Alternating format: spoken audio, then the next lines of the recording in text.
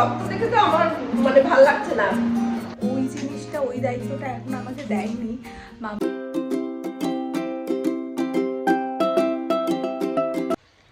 Hello everyone, welcome back to my channel গপ্প with প্রিয়াঙ্কাতে তোমাদের স্বাগত জানাচ্ছি। সবাইকে ফার্স্টেই বলছি ভেরি গুড মর্নিং, শুভ সকাল। আজকে আমি তোমাদের সাথে আমার ডেইলি ব্লগ শেয়ার করব। আমি সারাদিন কি করব না করব সব কিছু তোমাদের সাথে শেয়ার করব। আর এটাই আমার আজকে ফার্স্ট ডেইলি ব্লগ।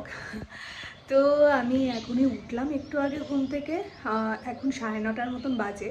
আমি উঠে নিয়ে স্নান করে নিয়েছি, এটা আমার রোজকার অভ্যাস।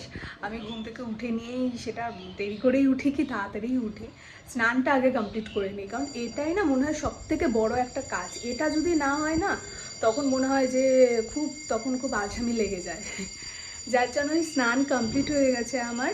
আমি এখন নিন্নিও উঠে গেছে ওইদিকে, ওকে মামুনি রেখেছে। তো আমি এখন নিন্নিকে গিয়ে ফ্রেশ করাবো, ওকে খাওয়াবো। তো তোমরা ব্লগটা দেখতে থাকো।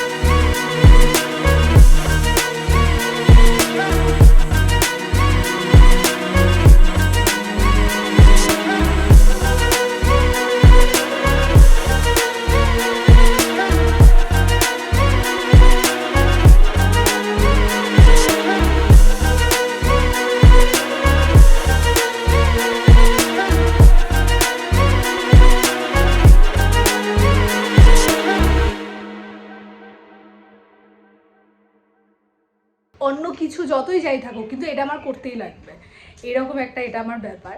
তো আমি এখন ওটাই করব। আর আমাদের বাড়িতে কদিন ধরে মাসি আসছে না, যার জন্য মানে মামুনিরও খুব চাপ পড়ে গেছে। কারণ রান্নাঘরের দিকটা না মামুনি সামলায়, আমাকে বিয়ের পর থেকে রান্নাটা করতে দেয়নি। রান্না করি শখে, টুকটাক করি, এমনি আমি সব কিছুই রান্না পারি, কিন্তু আমাকে একটা দায়িত্ব সহকারে রান্না করা, ওই জিনিসটা, ওই দায়িত্বটা এখন আমাকে দেয়নি। তো ওই রান্নাঘরটা মামুনিই সামলায়, যার জন্য একটু চাপ পড়ে গেছে। কারণ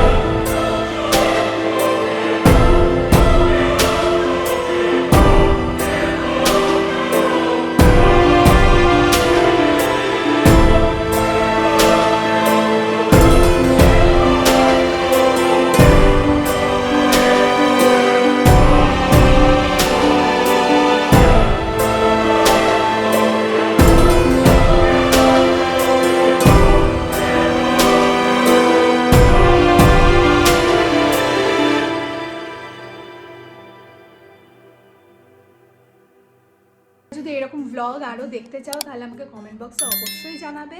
আর আজকের ভ্লগটা আমার কেমন লাগলো সেটাই জানাবে।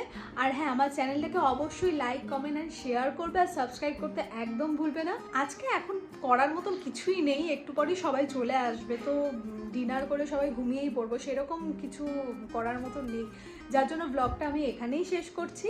সো ঠিক আছে তাহলে, টাটা।